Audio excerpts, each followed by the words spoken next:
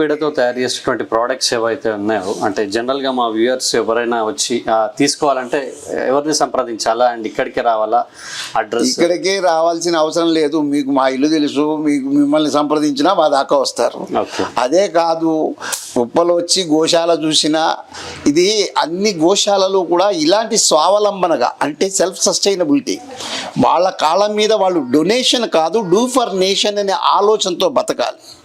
ఎందుకంటే కాదు do for the nation, do for nation. ఎందుకంటే ఇక్కడ మనం బతికే బతుకు మన కోసం కాదు, మన మూలాన ప్రపంచానికి మనమే చేస్తున్నాం, మనమే ఇస్తున్నాం. దాని నుంచి మనమేమి దానిలో ఆనందంలో మనం కూడా పాలు పంచుకోవాలి. అందుకనే డొనేషన్ కాదు డూ ఫర్ నేషన్. దీంతోనే మనం ఇన్ని పనులు చేస్తున్నది.